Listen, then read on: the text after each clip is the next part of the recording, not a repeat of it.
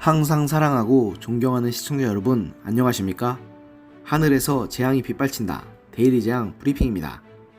시청자 여러분, 언더독 효과라고 들어보신 적 있습니까?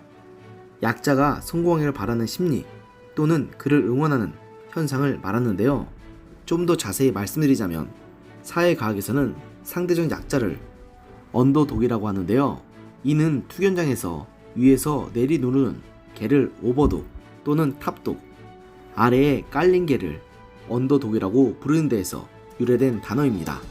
이 때문에 스포츠 관련 용어로 20패 게임 시 유리한 쪽을 탑독 혹은 페이버릿, 불리한 쪽을 언더독으로 부르게 되었는데요. 이러한 언더독의 열정을 통해 역경을 극복하는 스토리는 2차, 3차의 연쇄적 긍정 효과를 가져오는데 이것을 언더독 효과라고 합니다. 이러한 언더독 효과가 현 정권에서도 예외 없이 나오고 있는데요. 바로 정권과 대립하는 검찰 인사들이 연이어 정치권에서 주목받고 있는 것이 바로 그 예입니다. 바로 얼마 전에 정치인도 아닌 윤석열 검찰총장이 단숨에 차기 대선주자 선호도 조사에서 상위권에 오른 것이 바로 그 예인데요. 비단 윤 총장뿐만 아니라 최근에는 소위 검은유착 사건에 휘말렸지만 오히려 정권에 의한 무고의 피해자로 드러났던 한동훈 전 부산지검 검찰청장이 그 예입니다. 한 검사장은 검찰개혁을 앞세우며 사실상 검찰 수사를 축소하는 추미애 법무부 장관의 정책에 대해서는 무조건 권력 수사를 막겠다, 그런 일념밖에 없는 것이라고 맹비난하면서 공소장 공개 금지 방침에 대해서도 일개 장관이 헌법상 국민의 알 권리를 포샵질하고 있다고 지적했는데요. 또 한 검사장은 자신에 대한 수사심의의 과정에서 저는 이 위원회가 저를 불기소하라고 결정하더라도 법무부 장관과 수사팀이 저를 구속하거나 기소하려고 할 것이라고 생각한다. 이 광풍의 2020년 7월을 나중에 되돌려볼 때 대한민국의 사법 시스템 중 한 곳만은 상식과 정의의 편에 서 있다는 기록을 남겨주시면 억울하게 감옥을 가거나 공직에서 쫓겨나더라도 끝까지 담담하게 이겨내겠다고 호소했다고 합니다. 정말 이런 분이 검사로 계시니 그 누구라도 한 검사장을 긍정적으로 보지 않을까요? 당연한 일이라고 봅니다. 실제로 한 검사장은 최근 공개된 검은유착 의혹과 관련 채널A 전 기자와 나눈 대화 녹취록 관련해 사회가 완벽하고 공정할 순 없다, 그런 사회는 없다고, 중요한 건 국민들이 볼 때 공정한 척이라도 하고 공정해 보이게라도 해야 돼, 그 뜻이 뭐냐, 일단 걸리면 가야 된다는 말이야. 적어도 걸렸을 때 아니 그럴 수 있지 하고 성내는 식으로 나오면 안 되거든. 그렇게 되면 이게 정글의 법칙으로 가요. 힘의 크기에 따라서 내가 받을 위험성이 아주 현격하게 커지는 게 공식화되면 안 되는 거거든. 일단 걸리면 속으로 안 그렇게 생각하더라도 미안하다거나 잠깐 빠져야 되라고 바라는 것이 드러나 많은 국민들에게 감동을 줬습니다.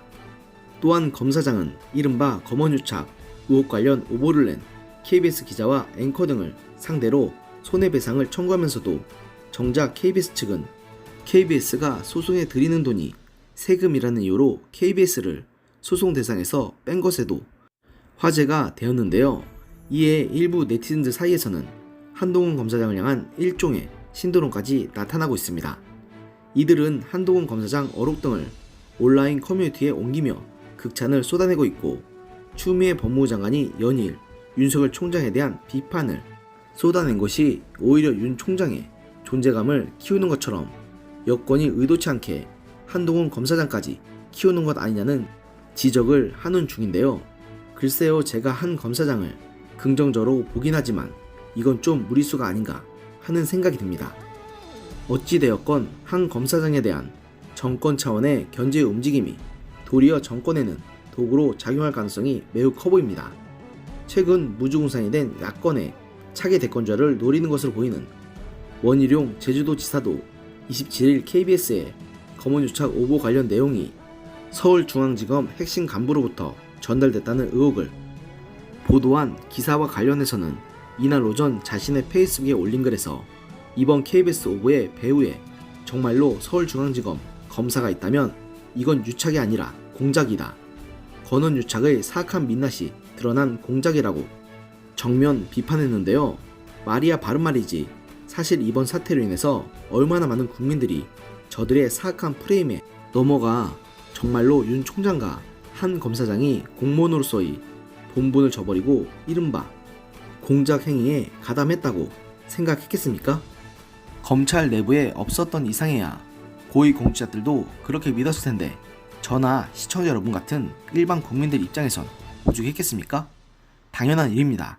그러면서 원 지사는 1년 내내 검찰개혁의 이름으로 벌린 윤석열 죽이기의 이유가 재판 결과 드러나고 있다. 검언유착이라며 한동훈 죽이기에 나섰지만 실체가 알려지자 오히려 권언유착의 사악한 민낯이 드러나고 있다고 지적하면서 정권이 MBC를 동원해 벌린 공작이라는 한동훈 검사장의 주장이 KBS 사태로 사실로 입증되고 있다.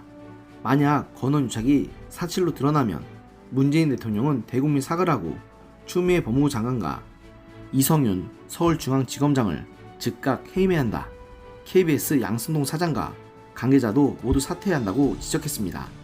또한 원 지사는 윤 총장이 특임 검사를 임명해서 권언유착 사건에 대한 수사를 즉각 지시해야 한다고 촉구하면서 이 사건이 그냥 덮여서는 안 된다는 입장을 내비쳤는데요.